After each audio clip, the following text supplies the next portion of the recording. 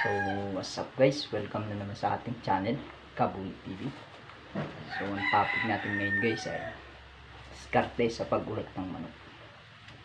So, bali dito ko pala i-demo yung ating gagawin. Parang yung ating ginagamit kasi mabait siya gamitin sa sa video eh. Yung iba ay malilikot. So, bali start na po tayo. So, bali ang diskarte ng iba kasi huwag nag-uulit ng manok. Sasabihin bata. Bata ikay to, bata. Batang manok. Pero ang diskarte ng mga pinababata lang nila yung manok. Like for example guys, ito. Kahit ginagawa ng iba dyan guys, binubunot yan yung tayo na yan, binubunot nila. Tapos itong one nila, pinupungusan ulit nila para magmukhang bata. So, sa akin, ganun din ang ginagawa ko para mas makakuha tayo ng magandang laban. Kasi pag bata yung manok mo, sabihin bata, ang nakakalaban din nila yung mga bata, mga stag. Sabihin lang, boss, stag.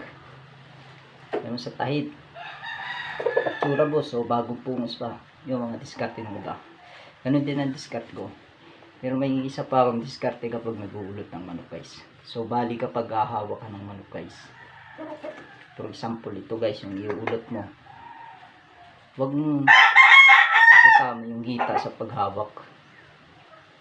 Lagi mo ibababa yan. Baba mo yung hita guys. Yan mo. Ilawit mo. Okay lang yan kahit medyo mahirapan ng manok kasi pag ilalaban na nakapahinga naman yan sa sabong.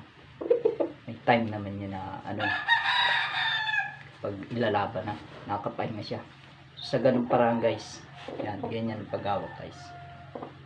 Yan, ganyan o. Di ba maliit? Sa ganung paraan guys, nakakuha tayo ng magandang laban. Saka, ang maganda pa nito, pag magpapahipo ka ng manok guys, huwag mong ipasa sa yung kanyang katawan. Hawakan mo siya dito sa paa. Yan. Hilahin mo yung paa niya. Katawan lang yung pahawak mo. Pag hinawakan nila yun guys, maliit yun. Sabihin maliit.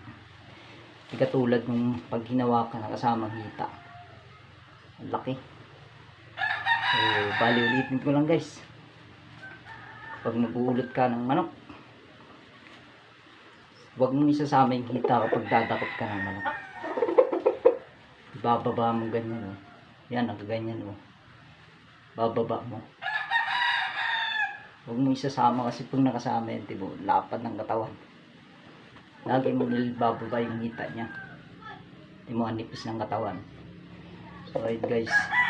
So kapag nagpapahawak guys ng manok, ihilahin ito pa katawan lang ipahawak mo sa gusto humawak mo yung manok para hindi nila mahipo yung katawan ng malaki. Sa ganun parang guys, nakakuha ka agad ng 1% na panalo kasi nakalamang ka na. Kasi pag ang kalaban mo guys malaki, mahirap. Pero kapag maliit, may 1% ka na agad na possible kang manalo kasi nakalamang ka na. So, ayun guys. So, sana nagkaintindihan tayo. So, dagdag ko lang guys. Kapag bago ka sa lugar, ingatan mo din minsan na magpahipo ng manok. Kasi malibit yung nagapambali niyan. Kapag binalian yung manok mo, diskarte niyan, uulutan ka naman ng maliit. Tapos, syempre maliit, lalabang ka agad. Kasi nakakalakong sa'yo, nakakalakong. So, ingatan natin yun guys. Tsaka sa patuka guys. Nagapangagis ng patuka. Ingatan din natin yun. Kasi may lason yun. Baka makain ng ating manok. Ako, sabing sayang ng manok. So, bali guys. Yung aking tinuro guys, sa mga mahilig sa tupada lang. Tsaka sa mga maliliit lang sa bungan. So, ayun lang guys. Maraming salamat.